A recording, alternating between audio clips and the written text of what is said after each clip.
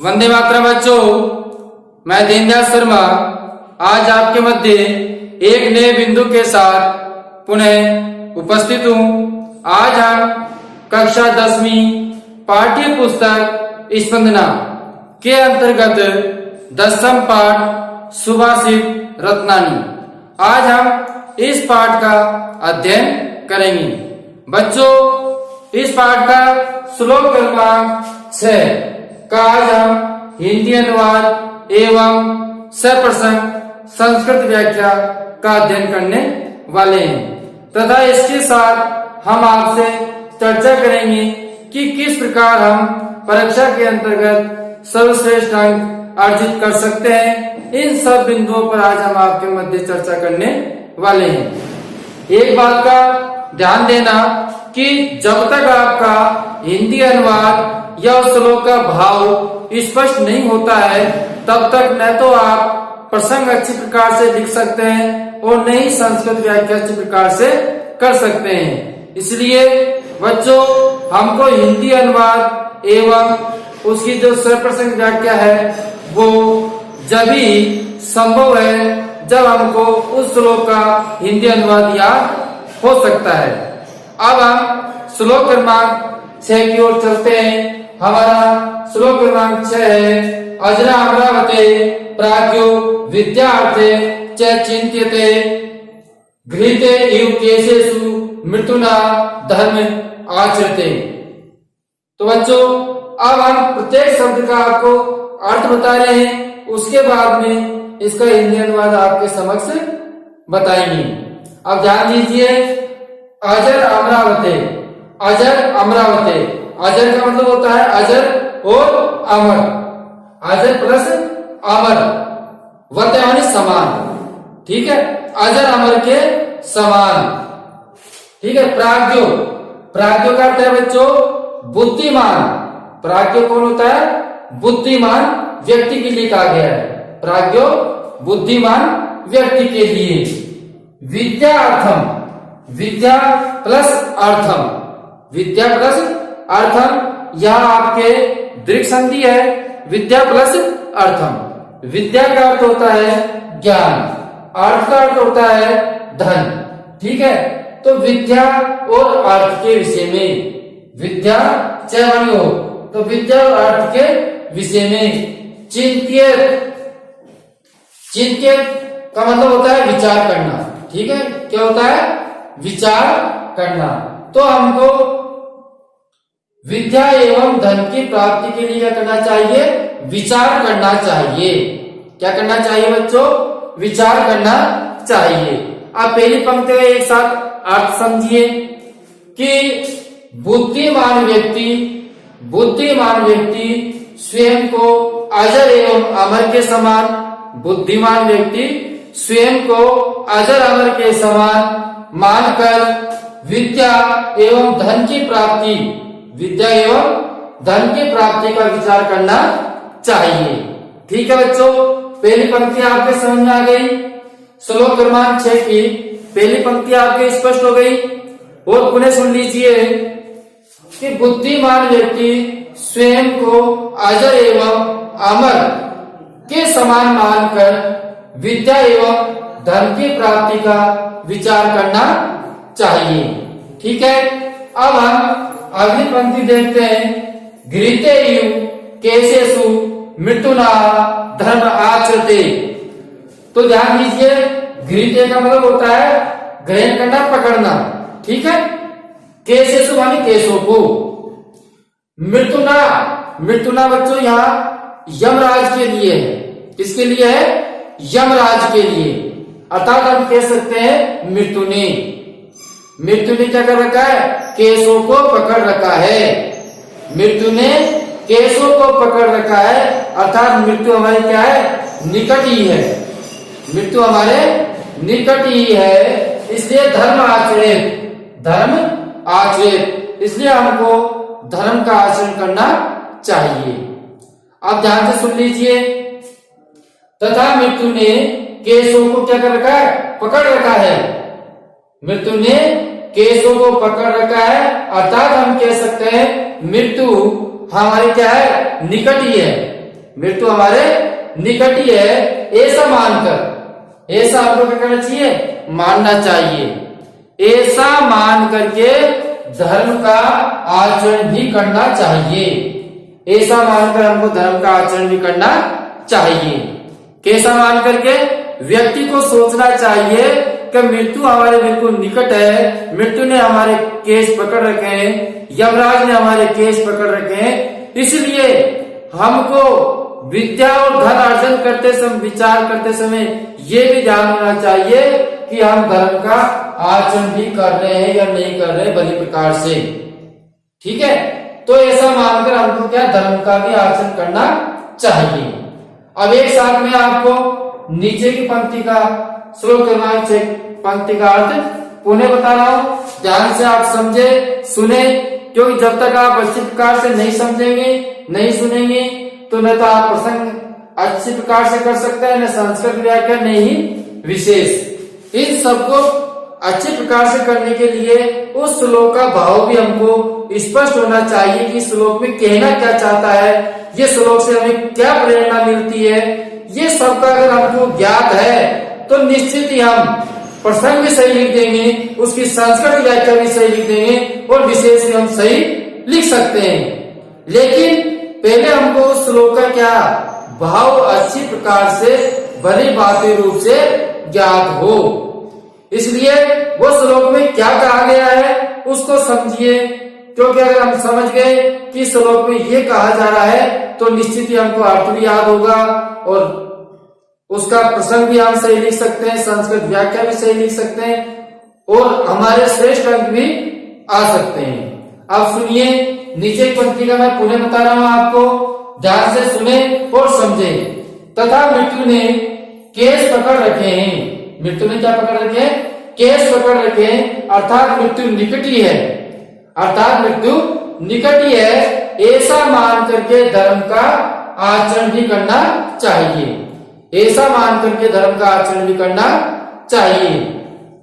अब मैं एक साथ उन्हें आपको पूरा हिंदी अनुवाद एक साथ बता रहा हूं, ध्यान से सुने और समझे कि बुद्धिमान व्यक्ति स्वयं को अजर एवं अमर के समान मानकर विद्या एवं धन की प्राप्ति का विचार करना चाहिए। तथा मृत्यु ने केस पकड़ रखे हैं, अर्थात हम कह सकते हैं कि मृत्यु निकट ही है, ऐसा मान करके धर्म का आचरण करना चाहिए। ठीक है बच्चों, समझ में आ गया तो जरूर आप वीडियो को लाइक करें। अब हम चलते हैं इसी श्लोक क्रमांक 6 की संस्कृत व्याख्या के लिए। बच्चों, जो हमारा ये 10वां पाठ है सुभाषित रत्नानी, ये पाठ हमारे नवीन संशोधित पाठ्यक्रम के अनुसार बहुत ही महत्वपूर्ण पाठ है। इस पाठ में से हिंदी अनुवाद एवं संस्कृत व्याख्या और प्रश्नोत्तर सभी इस पाठ में से आने वाले हैं, इसलिए आपको इस पाठ का अध्ययन बहुत ही अच्छी प्रकार से करना है और समझना है। ठीक है, समझ में आ गया हो तो कमेंट बॉक्स में ओके जरूर लिखें। अब ध्यान दीजिए, सर्वप्रथम संस्कृत व्याख्या। अब बच्चों, हमने आपको पिछले वीडियो में बताया था कि संस्कृत व्याख्या में क्या क्या लिखना पड़ता है। पहले हम प्रसंग लिखते हैं, प्रसंग के बाद में संस्कृत व्याख्या, फिर विशेष। तो इसी प्रकार हिंदी अनुवाद में भी हमको सर्वप्रथम क्या लिखना पड़ता है, प्रसंग लिखना पड़ता है। ठीक है, तो मैं संस्कृत का जो संस्कृत व्याख्या का जो प्रसंग है उसका जब हिंदी अनुवाद आपको बताता हूँ, हिंदी अर्थ आपको बताता हूँ, तो उस हिंदी अर्थ को आप हिंदी अनुवाद के प्रसंग में लिखिए। ठीक है, अब आगे देखिए, प्रसंग में हम क्या लिखते हैं कि प्रस्तुत श्लोके अस्माकं पाठ्य पुस्तकस्य स्पंदनाया सुभाषित रत्नानि इति शीर्षक पाठात् उद्धरते। यहाँ तक बच्चों, मैंने आपसे कहा था कि आपको ये पंक्ति बिल्कुल याद कर लेनी है, क्योंकि आपका जो पाठ 10 है, इस 10वें प्रसंग में यही पंक्ति आपके 12 प्रत्येक श्लोक में आएगी, क्योंकि हमारी पाठ्य पुस्तक भी स्पंदनाएं रहेगी और जो पाठ का नाम है वो भी सुभाषित रत्नानी रहेगा। इसलिए इस पंक्ति को आपको याद आपने कर भी लिया होगा, नहीं किया है तो वह आप शीघ्र ही इस पंक्ति को बिल्कुल याद रखें। इसके बाद में हमको प्रत्येक श्लोक में हम क्या चेंज करते हैं, क्या परिवर्तन करते हैं वो देखिए। बच्चों हम इसमें चेंज वो करते हैं कि हमारे किस प्रसंग के विषय में ये श्लोक क्रमांक है, क्या प्रसंग है, उसमें क्या बताया जा रहा है, क्या उस श्लोक की विशेषता है, हम उससे क्या ज्ञान अर्जित कर रहे हैं, वो सब हमको ज्ञान उस श्लोक से लेना पड़ता है और लेकर के हम उसको प्रसंग में लिखते हैं कि हम इस प्रसंग के विषय में अध्ययन कर रहे हैं। तो बच्चों अब हम लिखेंगे इस प्रसंग में हमने क्या समझा कि अश्विन श्लोक है। इस श्लोक में विद्या धनस्य चार्जनी, विद्या धन को अर्जन कृतवानी करके, विद्या धन को अर्जन करके उसको ग्रहण करके क्या करना चाहिए, धर्म आचरण सभी और धर्म का आचरण करते हुए जीवनम महत्वम प्रदर्शितम, जीवन के महत्व को प्रदर्शित करना चाहिए। समझ में आ गया आपके? तो हमने इस श्लोक में अभी मैंने आपको पहले हिंदी अनुवाद इसलिए बताया कि आप हिंदी अनुवाद से समझ जाए कि इस श्लोक में किस प्रसंग के विषय में वार्तालाप चल रही है, जिससे कि हम प्रसंग समझ सके, आसानी से लिख सके। तो बच्चों हमको केवल प्रत्येक श्लोक में जो चेंज करना है वो ये करना है। अस्मिन् श्लोके विद्या धनस्य चार्जनम कृत्वा धर्माचरणश्चापि जीवनम महत्व प्रदर्शितम। ठीक है, तो यह आपको अलग से प्रत्येक श्लोक में लिखना है। ऊपर की पंक्ति है वो आपको पहले याद करनी, जिससे कि पूरे पाठ के अंतर्गत हमारा कार्य आसानी से हो जाए। अब हम हिंदी अनुवाद का जो प्रसंग है उसमें क्या लिखेंगे, तो सुनिए हिंदी अनुवाद के प्रसंग में आप लिखेंगे कि प्रस्तुत श्लोक हमारी पाठ्य पुस्तक स्पंदना सुभाषित रत्नानी शीर्षक पाठ से किया गया है। इस पाठ में, इस श्लोक में विद्या और धन का अर्जन करके धर्म का आचरण भी जीवन के लिए बहुत महत्वपूर्ण प्रदर्शित करता है, बहुत महत्व को दिखाता है, जीवन में बहुत महत्व को दिखाता है। ये अपन हिंदी के अनुवाद के साथ वो प्रसंग लिखेंगे। ठीक है बच्चों, अगर हम हिंदी मात्र केवल हिंदी अनुवाद लिखते हैं तो निश्चित ही हो सकता है कि हमारे अंक पूरे नहीं आए। अगर आपको पूरे अंक लेके आने हैं तो आपको प्रसंग, हिंदी अनुवाद एवं विशेष ये लिखना ही पड़ेगा, जब ये आपके पूर्ण अंक प्राप्त होंगे। नहीं तो आप कितना अच्छा लिख दो, हो सकता है कि आपके अंक कट जाए। ठीक है, क्योंकि आपने नहीं लिखा लेकिन आपके किसी मित्र ने इस चीज को लिख दिया, तो उसकी कॉपी देख करके आपकी कॉपी की जब तुलना की जाती है तो निश्चित ही कम अंक आते हैं। तो इस चीज का आप ध्यान दें। अब चलते हैं बच्चों संस्कृत व्याख्या की ओर। ठीक है, तो हिंदी अनुवाद हमको याद है, अब उस हिंदी अनुवाद के अनुसार हम क्या करेंगे, संस्कृत व्याख्या करते हैं। तो ध्यान दीजिए, जीवने विद्या धनस्य धर्मस्य च चिंतनम कथम कर्तव्यम इति प्रतिपाद्येन श्लोके अस्मिन् कथिते यत्। अब सुनिए, अपन किसी प्रसंग को कहते हैं, किसी वार्ता को कहते हैं, तो उसको कहने के लिए अगर हमारा प्रस्तुतिकरण सही है, हमारा प्रस्तुतिकरण सही है तो निश्चित ही जो कॉपी जांच करने वाला है वो आपको निश्चित ये सोचेगा कि अगले का प्रस्तुतिकरण सही है तो निश्चित इसने संस्कृत व्याख्या बहुत अच्छी लिखी होगी। तो बच्चों ये आप ध्यान दीजिए, किसी चीज को हम लिख रहे हैं या किसी चीज को बता रहे हैं तो सर्वप्रथम जो हमारा प्रस्तुतिकरण है वो प्रस्तुतिकरण सही होना चाहिए। अगर हम किसी प्रसंग को लिखते हैं और उस प्रसंग में हमारा सही प्रस्तुतिकरण नहीं है, उसको लिखने की शुरुआत सही नहीं है, तो निश्चित ही आपने बाद में कितना ही अच्छा लिख दिया उससे कोई फर्क नहीं पड़ता, वो निश्चित ही आपके कम अंक आएंगे। लेकिन आपने प्रस्तुतिकरण सही लिख दिया, उसकी शुरुआत सही कर दी, तो निश्चित ही आपके पूर्ण अंक आएंगे, श्रेष्ठ अंक आएंगे। ये श्रेष्ठ अंक आने के जो तरीके हैं वो बीच बीच में मैं आपको बताता हुआ रहता हूं, आप इनको ध्यान में रखें। अब देखिए जीवने, यहाँ पर लिखा गया है जीवने विद्या धनस्य धर्मस्य च चिंतनम करता। जीवन में विद्या धन और धर्म का चिंतन करते हुए इति प्रतिपादित, करते हुए को प्रतिपादित इस श्लोक में किया गया है।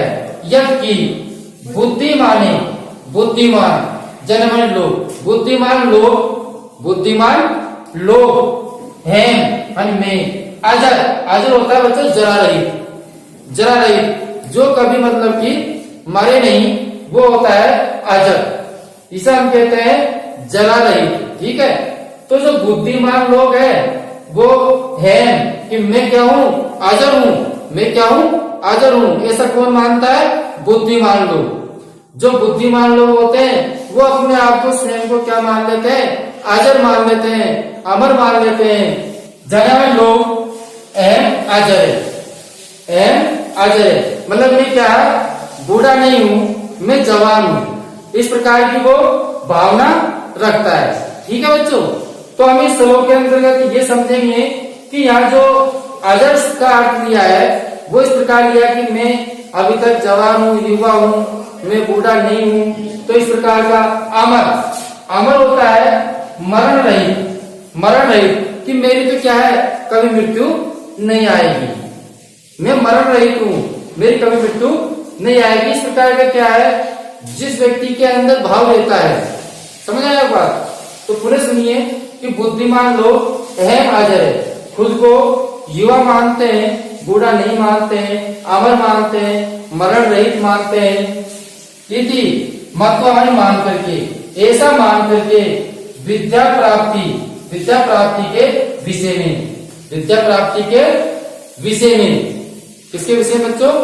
विद्या प्राप्ति के विषय में, धनम प्राप्ति विषय, धन प्राप्ति के विषय में और धन प्राप्ति के विषय में विचार करते हैं। और धन प्राप्ति के विषय में क्या करते हैं?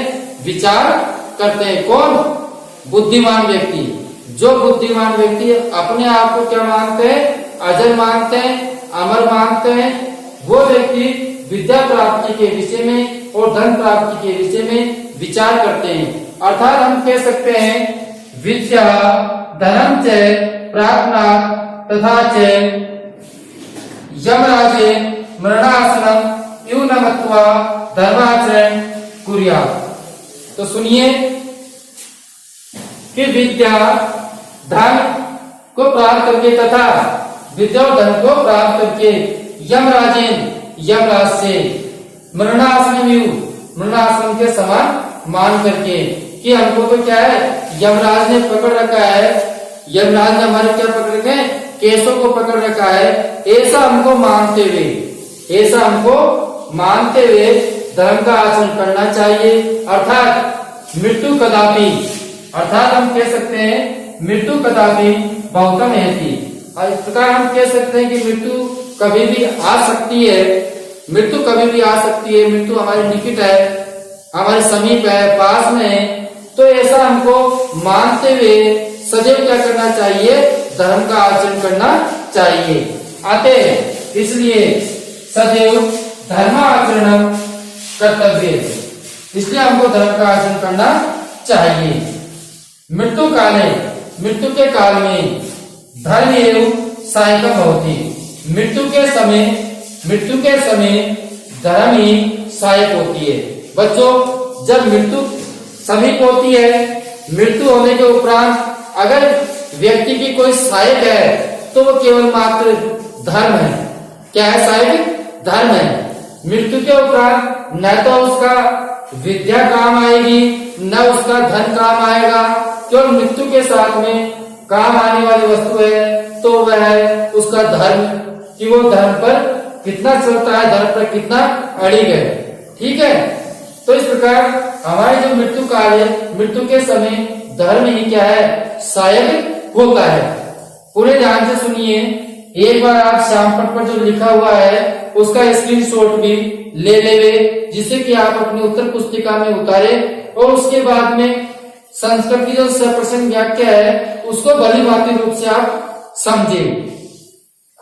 एक बार पुनः ध्यान से सुने और आप लिखें।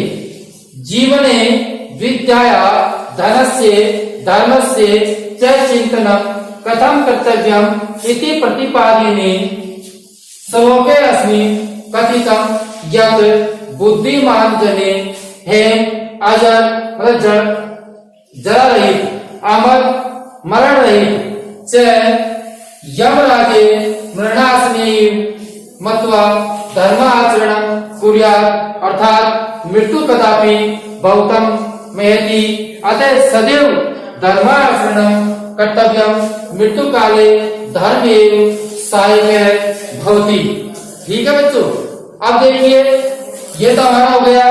अब हम इस श्लोक का देखते हैं विशेष। क्या देखते हैं बच्चों? विशेष देखते हैं। अगर हम हिंदी अनुवाद लिखते हैं तो प्रसंग के बाद में हिंदी अनुवाद, ठीक है, और हिंदी अनुवाद के बाद में आपको क्या लिखना है? विशेष लिखना है। ठीक है, तो आपके अंक बिल्कुल सही आएंगे। अब इस प्रकार जो आपको संस्कृत का विशेष बता रहा हूं, तो संस्कृत के विशेष के माध्यम से आप हिंदी अनुवाद के साथ विशेष लिख सकते हैं। देखिए, अत्र कविना प्रेरणा प्रदत्ता, यह कवि ने प्रेरणा दी है यत् कि जीवने विद्याया धनस्य चार्जनं तु, कि जीवन में विद्या और धन का अर्जन तो सत्तम निरंतर कर्तव्य मानना चाहिए, किंतु मृत्यु कदापि भवितुम शक्नोति थी, तो मृत्यु कभी भी हो सकती है। मत्वा मान करके धर्म आचरण भी कुर्या, धर्म का आचरण करना चाहिए। यतोहि, क्योंकि मृत्यु काले धर्म एवं सहायक भवति, क्योंकि मृत्यु के समय धर्म ही सहायक है। उन्हें सुन लीजिए विशेष में बच्चों। अत्र कविना प्रेरणा प्रदत्ता, यह कवि ने प्रेरणा दी है कि जीवन में विद्या धन का अर्जन तो निरंतर करना चाहिए।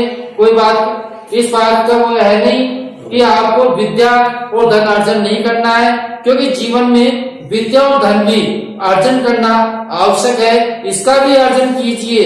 लेकिन विद्या और धन के अर्जन के साथ में आप ये न भूलिए कि हमको धर्म का भी आचरण करना चाहिए। हम क्या करते हैं? विद्या और धन का अर्जन करते हुए धर्म को भूल जाते हैं, धर्म का आचरण नहीं करते हैं। तो ये भी हमको ध्यान में रखना है कि मृत्यु हमारे क्या है? निकट रहती है। इसलिए मृत्यु के समय अगर कोई काम आती है तो काम आता है मात्र धर्म, इसलिए हमको धर्म भी साथ में रखना चाहिए। उन्हें सुनिए, किंतु मृत्यु कदापि भवितुम शक्नोति थी, मृत्यु कभी भी हो सकती है, ये मान करके धर्म का आचरण से करना चाहिए, क्योंकि मृत्यु के समय धर्म ही सहायक होता है। तो बच्चों, आपको विशेष समझ में आ गया। जो हमने हिंदी अनुवाद बताया है, आप उसको हिंदी अनुवाद जो इसका हिंदी अर्थ बताया है उसको हिंदी अनुवाद के साथ में आपको लिखना है, जिससे कि आपके हिंदी अनुवाद में पूर्ण अंक आ सके, अच्छे अंक आ सके, ऐसी हम कामना करते हैं। ठीक है बच्चों, आज का जो हमारा विषय था श्लोक क्रमांक 6 वो आपके समझ में आ गया होगा। तो निश्चित ही आप इस वीडियो को लाइक करें। जिन्होंने अभी तक चैनल को सब्सक्राइब नहीं कर रखा है तो वह चैनल को भी सब्सक्राइब कर ले, जिससे कि हमारे पिछले व आने वाले वीडियो निरंतर आपको प्राप्त होते रहे। अब हम अगले वीडियो में फिर मिलते हैं, तब तक के लिए धन्यवाद।